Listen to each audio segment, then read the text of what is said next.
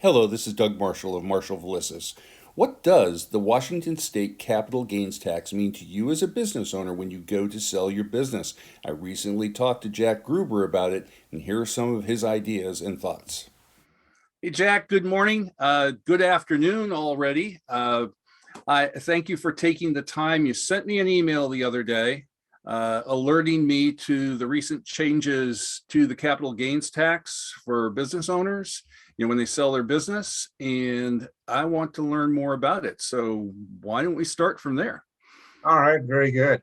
Well, as you remember back some time ago, the state legislature and the governor's office put into effect a 7% capital gains tax under the auspices that it was an excise tax. And this covers all capital gains for all asset classes with the exception of real estate. Real estate already has that graduated excise tax, so it's not included in this. Well, when they put that into effect, the case was immediately challenged in court in Lincoln County, and a lower court ruling said, no, this was an income tax and therefore not eligible because under state law, you have to, the populace has to vote in an increase in income tax. And of course, that's very likely not going to happen. So this ultimately went to the Supreme Court. There was a filing rule, and we've been waiting for the Supreme Court decision as to whether it is an excise tax or a income tax. Finally, the state Supreme Court has come down and said, no, it is constitutionally correct, and it is an excise tax. So it goes into effect for the tax year 2022, which of course taxes are due April 18th this year. We get a couple of days extension, but April 18th. And all capital gains sales during the year 2022 will owe an additional 7%. Now, like with all tax rules, and I don't want to get down in the weeds here, there are only about 24 exceptions to that rule. As size, how big is your business? What kind of business is it? Is it a business at all? Is it intellectual property, such as a patent, etc.? So there are lots of rules, but basically what we now have is Washington is now a state that has a state add-on tax. Some people have said, oh, this is terrible, it's going to make us uncompetitive. That's really not the case, because before Washington joined, there were only 9 states in the union that did not have an income tax, state add-on income tax. It's now 8 because now Washington has one. So it really hasn't changed our competitiveness, but if you're selling a capital gain or a appreciated asset, long-term capital gain, meaning over a year of owning it, then you're going to have an initial 7%. So that will make at the high end of the Washington income tax, a capital gains tax, will be 30.8%. That's added up by 20% federal capital gain, 3.8 NII, which is the net investment income, or the Affordable Care Act, over $250,000, and then the state 7% add-on capital gains tax. So that you add that all together and it comes out to 30.8%. So that's what's happening today. It is now officially in effect. If you are selling an asset, first thing you should do is make sure you understand what your options are. There are several, many more than people realize. I spend a lot of time coaching CPAs because they're not aware of all of them.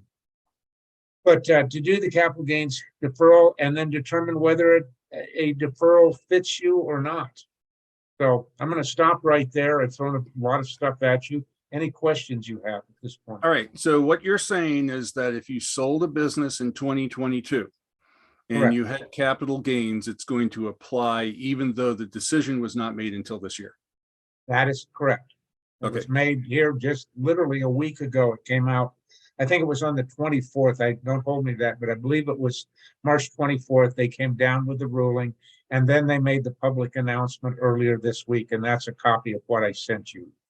Was this a surprise to many people? Where did people really think this was that this decision was going to go? Well, the popular hope was that it would be found to be an income tax and therefore wouldn't exist. You wouldn't have the add-on. as to which way you thought it would go, everybody had an opinion on it, but it was a flip of a coin. It's the court. They could have gone either direction. When they came down in November and said they did the strangest thing, in November of last year, the court had not made a decision as to which way the ruling was going to go. However, the state Supreme Court contacted the State Department of Revenue and instructed them that effective February of this year, so last month, they could begin to administer and collect the state tax, the 7% income tax. So that sort of threw the ball up in the air, and we said, well, none of us could believe that the Supreme Court would do that, believing that they were going to override the tax. I mean, why would you say you can start collecting it? So that sort of tipped their hand, but then they did not announce it until this month. Officially announced. Interesting. Yeah, I do find that hope is rarely a good strategy when it comes to looking for particular outcomes. So just in the final few minutes that we're going to spend together, talk a little bit about some of the options quickly, if you will, that could help either defer or possibly eliminate the capital gains tax on the sale of a business.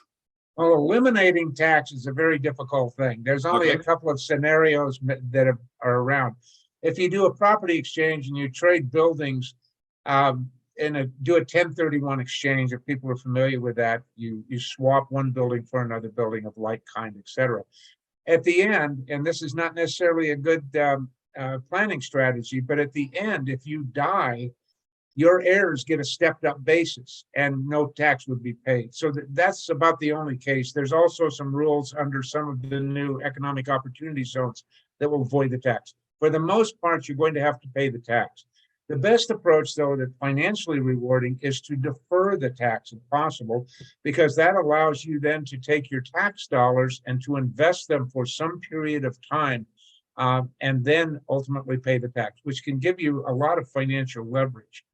There are three basic categories of tax. There's exchange regulations, there's installment regulations, there's economic zone regulations, and then there's a kind of a catch-all, which is everything from various sort of trusts to dynasty trusts to dynasty LLCs. So there are these options. What I spend my time doing is coaching people as to which option serves their needs. I often get the question, which is the best option? They all have value and they all have downside. It depends on what you're selling and what you're trying to accomplish. For instance, if you're selling a business, you cannot use the exchange options. That was changed in 2017. Now, so it's all you're left with is either the catch-all of some kind of trust, or you can use installment sale regulations. And there are three different ways to do those that can be financially very rewarding. I've got one I use that allows you to defer your capital gains, to receive your money at closing in a tax-free form, and then defer your capital gains for up to 30 years. So, but again, that doesn't fit every sale. Doesn't fit the needs of every seller. So the first thing is determine, what are you selling? What is it you're trying to accomplish? And then let's look at the regulations and see which one best suits your needs. And that's how I spend my time.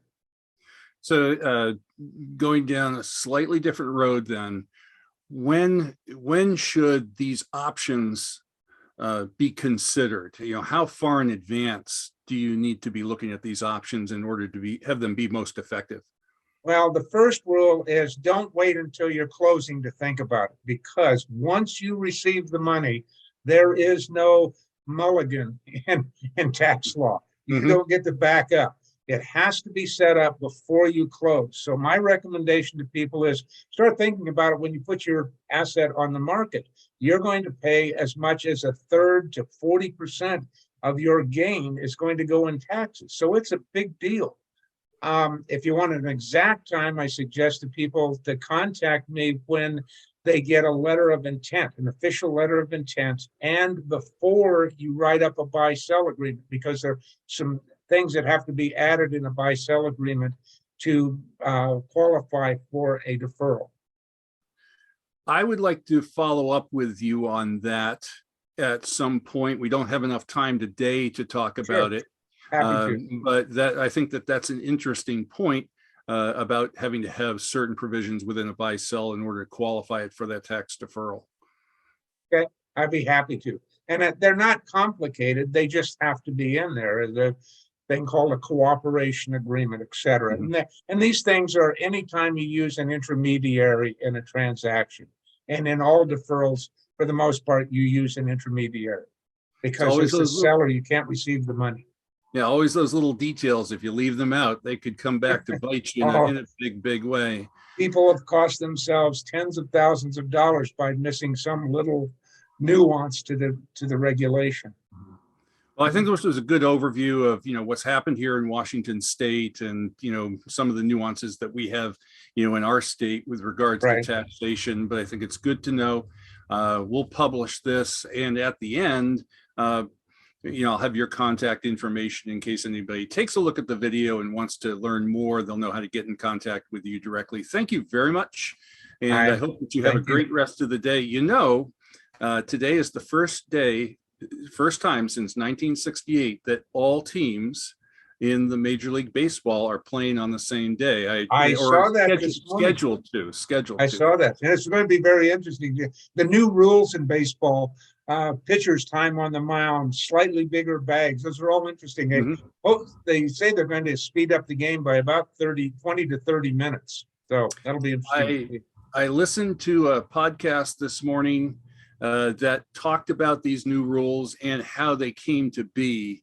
And I might even put this on this post for everybody to listen to, because I thought it was really interesting. A lot of thought went into this, and they had been employing a lot of this stuff in the minor leagues already to try to fine tune, what they could do. So this isn't like the first time that they've been looking at it. Thank you very much, Jack.